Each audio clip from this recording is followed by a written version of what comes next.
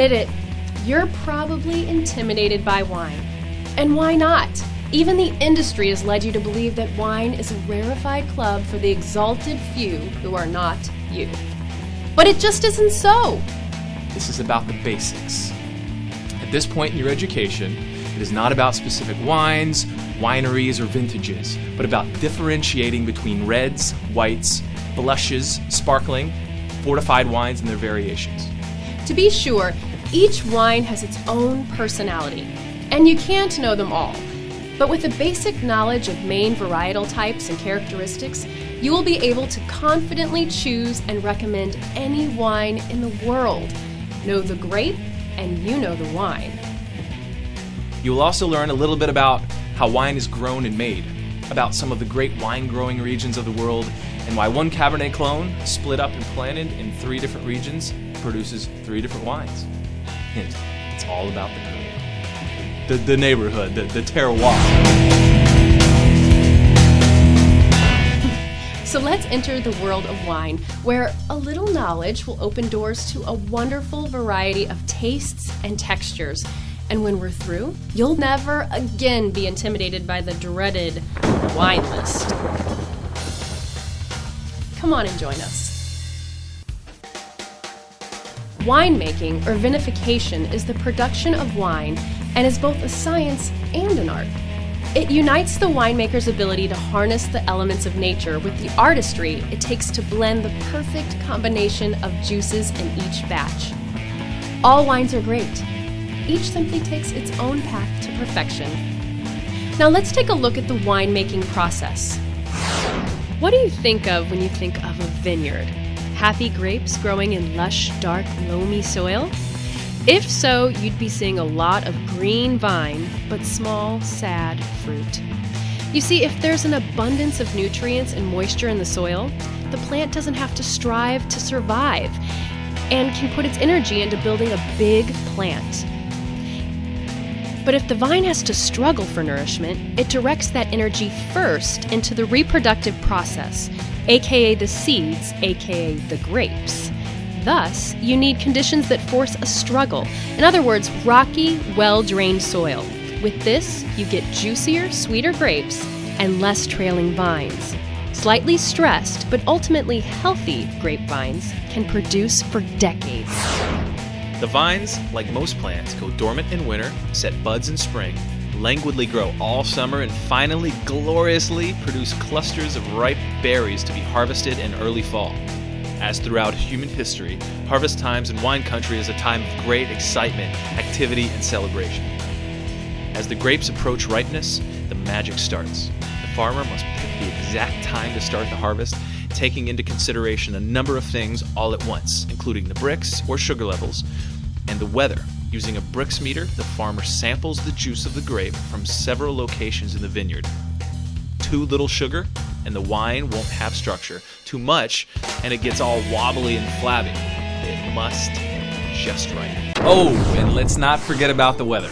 Believe it or not, one poorly placed rain shower can blow the whole game. Heavy rain right before the harvest, and the vines suck up the rainwater and dilute the sugar levels. Not enough rain, and the grapes can get dehydrated, concentrating the sugars. And then there's frost, or heat waves, or let's throw a plague in or two for good measure. So, just like a juggler on a unicycle, a lot has to go perfectly, all at the same time, for the farmer to call the harvest. The year the grapes are picked is known as the vintage. Grapes are generally picked by hand, though there are mechanical methods. Pickers fill baskets until the field trucks are full. Then it's straight to the winery to dump the warm, sun-kissed grapes into giant augers. Leaves, grapes, critters, and all. And off it goes to the stemmers and crushers. Some vintners will leave the stems on during the crush, if, as for many reds, their tannins are important to the wine. Tannins are the slightly dry, bitter notes in red wine. Chew on some grape stems or seeds, you'll know exactly what we're talking about. Others will pre-stem before crushing, as in most white wines. The stems and seeds are generally removed either by hand or by using a large corkscrew, which automatically removes the material. Either way, it's off to the crusher. Now, we all remember the I Love Lucy grape stomping scene. And as fun as all that looks, those days are gone, baby, gone. Nowadays, we use Bladder Crushers, which inflate inside a cylinder to gently squeeze out the first free-run juice. What's left over, skin, seeds, etc., is called must. The must is the freshly pressed fruit juice that contains the skin, seeds, and stems of the grape cluster processed immediately after the harvest. Depending on the wine and the winemaker, that must may be pressed further to extract any remaining juice. Next comes fermentation. Fermentation is where the fauna element comes in. Tiny microscopic creatures called yeast set about eating up all the sugars in the grape juice and, well, excreting out alcohol. Yep, just as with all animal life, food goes in and, in this case, something a little more pleasant comes out. With red wines, the juice will be rejoined with the must to macerate or infuse by soaking to extract color and tannins, the same elements you get in oversteeped tea. Remember, all grapes are white on the inside, so time on the skins is where you get those rich ruby colors.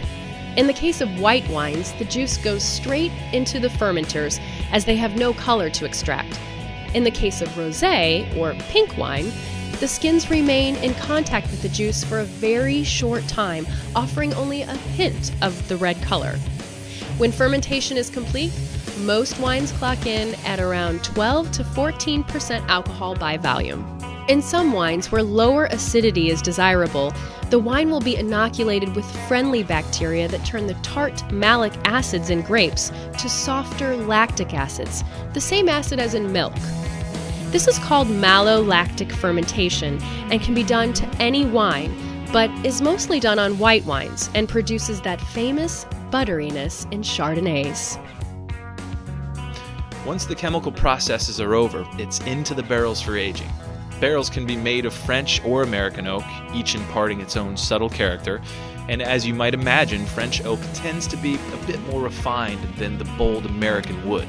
But in any case, the oak only imparts a background essence. Most of what many people think of as oakiness is actually due to the lactic acid that makes wine feel rich and creamy in the mouth. The wine will age in wood for the length of time the vintner determines for the best possible outcome. Aging in or on wood allows the many compounds in the wine to integrate, mellow, and assimilate, softening tannins and any harsh elements, all necessary to the end product. And finally, to the bottle. At this point, most wines are done and ready to drink. And while some wines improve with bottle aging, and sparkling wines may go through what is known as a secondary bottle fermentation, most are immediately quaffable.